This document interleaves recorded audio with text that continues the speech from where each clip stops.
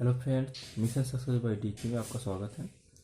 आज हम मेंसुरेशन में चतुर्भुज के बारे में देखेंगे, जो कि कितने प्रकार के चतुर्भुज होते हैं और उसका कॉन्सेप्ट क्या होता है, ये चीज़ पहले देखेंगे। ठीक है, तो चलिए स्टार्ट करते हैं। तो सबसे पहले देख लेते हैं चतुर्भुज में जो होता है वो चतुर्भुज 3 प्रकार का होता है। पहला होता है समांतर चतुर्भुज, दूसरा होता है समचतुर्भुज, तीसरा समलंब चतुर्भुज।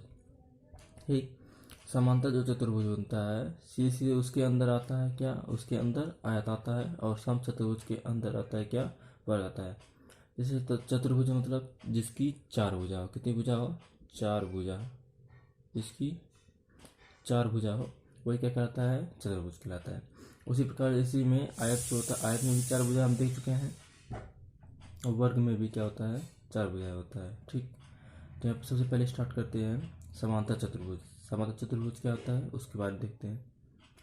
इसमें कह रहा है, इसमें ऐसा चतुर्भुज जिसकी सम्मुख भुजाएं समांतर तथा बराबर हो, क्या कहलाते हैं? वो समांतर चतुर्भुज कहलाते हैं। ऐसा चतुर्भुज जिसकी सम्मुख भुजाएं क्या हो? समांतर हो। आमने सामने, सम्मुख मतलब आमने सामने होता है, भुजा क्या हो? समांतर। जैसे ये ए बी भुजा क्या है? डीसी के समांतर है, और बीसी भुजा क्या है? एडी के समांतर है। तथा बराबर हो। बराबर मतलब इनके बीच की जो दूरी होती है वो क्या है? समान रहे। वो क्या कहलाएगा?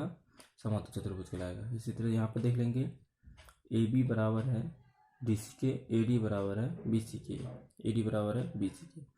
और एक चीज और देख लेंगे, ए बी जो समांतर है किसके?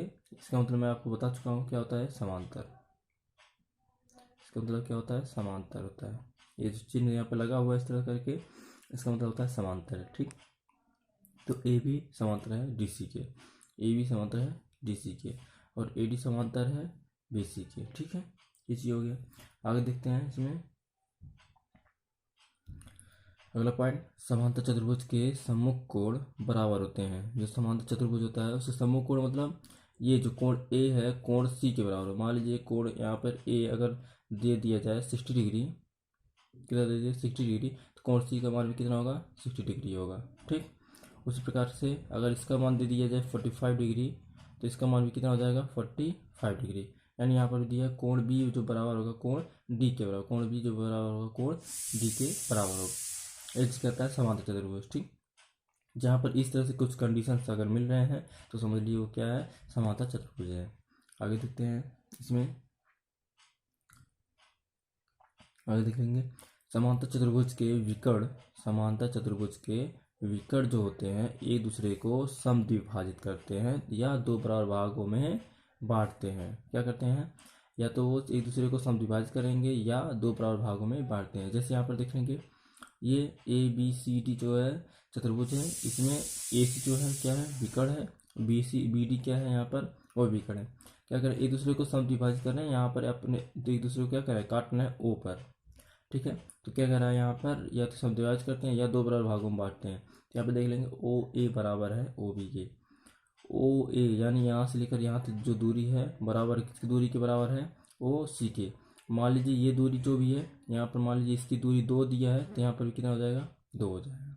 ठीक, अगर यहाँ पर दे रहा है ओ बी यहाँ की मान लीजिए दूरी दे दिया जाए 3 दे दिया जाए, तो यहाँ की दूरी क्या हो जाएगा? 3 हो जाएगा। ठीक, ये चीज़ होता है समांतर चतुर्भुज में। ठीक, आगे इसमें देख लेंगे, समांतर चतुर्भुज का विकर्ण इसे दो बराबर भागों में विभाजित करता है। क्या करता है? समांतर चतुर्भुज का जो विकर्ण होता है इसको दो बराबर भागों में क्या करता है? बांटता है। जैसे ये यहाँ पर है, क्या कर रहा है? ये मान लीजिए बी डी विकर्ण है, तो क्या कर रहा है यहाँ पर इसको ऐसे किया जाए, ऐसे किया जाए तो क्या लग रहा है? ये चीज़ अलग हो रहा है, ये चीज़ अलग हो रहा है, ऊपर का ये चीज़ अलग हो रहा है यहाँ से लेकर के यहाँ तक। ये कह रहा है दो बराबर भागों में इसको बांट दो। या इसी को देखेंगे, इसी को ये क्या कर रहा है? इसको अलग अलग दो भागों में बांट दे रहा है। ये चतुर्भुज था ऐसे करके। ठीक, ऐसे करके ये चतुर्भुज है, इसको क्या कर रहा है? ये दो बराबर भागों में बांट दे रहा है इस तरह करके, और इस तरह करके। इस तरह करेंगे तो ये पूरा भाग उधर चला जाएगा, ये पूरा भाग इधर चला आएगा, और इधर से बांटेंगे तो ये वाला भाग इधर चला जाएगा, ये वाला आधा भाग इधर जाएगा। मतलब दो बराबर भागों में क्या करता है? बांट देता है। ठीक, ये होता है। इसमें देख लेंगे त्रिभुज ए बी सी का क्षेत्रफल जो होगा, जो त्रिभुज ए बी सी ये त्रिभुज का जो क्षेत्रफल होगा वो बराबर होगा त्रिभुज ए डी सी का क्षेत्रफल के बराबर होगा।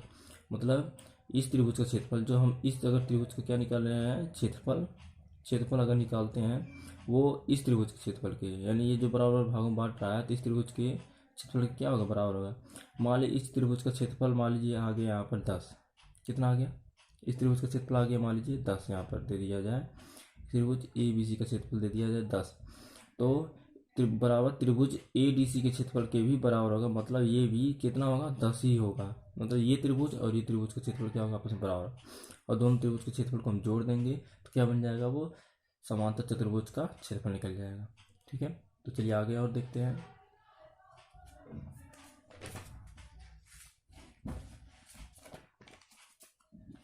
यहाँ पर आगे देख लेते हैं थोड़ा सा। इसमें दूसरा इसमें आ जाता है फार्मूले में परिमाप तो आपको मैं समझा चुका हूँ। बार बार से चली गई दूरियों को क्या कहते हैं, ऐड कर लिया जाए वो परिमाप हो जाता है। तो जैसे ए से चले हैं बी तक, ए चला गया है, बी से सी तक बी चले हैं, फिर ए चले हैं, फिर कितना चले हैं, बी चले हैं। टोटल हम सबको जोड़ देंगे, कितना हो जाएगा, 2a+b हो जाएगा हमारा क्या, परिमाप हो जाएगा। ठीक, और क्षेत्रफल देखते हैं यहाँ पर इस ओर देखेंगे, यहाँ से अगर ऐसे एक रेखा खींचा जाए तो ये क्या कराएगा, ये लंब कहलाता है, जो कि ए बी पर पूरा लंब होगा और ये 90 डिग्री का कोण बनेगा, और दूरी ये जो इसकी दूरी हो जाएगा ये h1 हो जाएगा। उसी तरह से अगर इस पर हम खींचा जाए, यहाँ से डी से बी सी पर खींचा जाए एक लंब, तो ये क्या कहलाएगा, ये भी समकोण बनेगा, और ये h2 कहलाएगा, हाइट ये ऊंचाई है, h1 क्या है,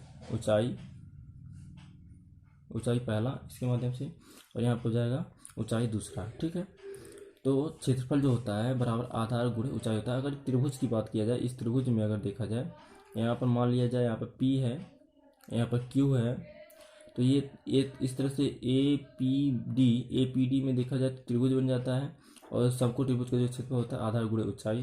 ठीक, तो इसमें हम देख लेंगे क्षेत्रफल बराबर होगा 1/2 गुणे आधार क्या है हमारे पास, ए है, ए का गुणे ऊंचाई क्या है, h1 है। ठीक, उस तरह देख लेंगे यहाँ पर क्षेत्रफल दूसरा, इस फिगर से अगर देखेंगे यहाँ पर जो बना रहा है 1/2 गुणे हो जाएगा b, यहाँ पर भी आधार है, ठीक, गुणे ऊंचाई मतलब h2, यानी कि दूसरी ऊंचाई है यहाँ पर h2। ठीक, ये चीज़ हो जाएगा हमारा क्षेत्रफल, सिंपली निकल जाएगा। अगर कोई मान इस तरह से दिया रहे तब हम क्या करेंगे, मान निकाल लेंगे। ठीक, अब अगला पॉइंट इसमें देखेंगे, इस और है, अगर ये दोनों क्या होते हैं, ये जो इसके जो क्षेत्रफल होता है और इसका जो क्षेत्रफल होता है, ये दोनों क्षेत्रफल क्या होते हैं, आपस में बराबर होते हैं। क्या होते हैं, बराबर, आपस में एक दूसरे के क्या होते हैं, बराबर होते हैं। ठीक, और क्या कह रहा है यहाँ पर, चतुर्भुज ए बी सी डी का क्षेत्रफल जो होता है, चतुर्भुज ए बी सी डी का जो क्षेत्रफल होता है बराबर क्या होता है, किसी एक त्रिभुज का क्षेत्रफल का दोगुना कर दिया जाए। अगर इस त्रिभुज का क्या है, क्षेत्रफल का हम क्या कर दें, दुगुना कर दें, जैसे 2 गुणे त्रिभुज ए बी सी का क्षेत्रफल, 2 का गुना करेंगे, ए बी सी का क्षेत्रफल का हम दोगुना कर देंगे, क्या निकल जाएगा, पूरे चतुर्भुज का क्षेत्रफल निकल जाएगा। तो ठीक है दोस्तों, अगर ये आपको वीडियो पसंद आए तो लाइक शेयर सब्सक्राइब जरूर करें। धन्यवाद।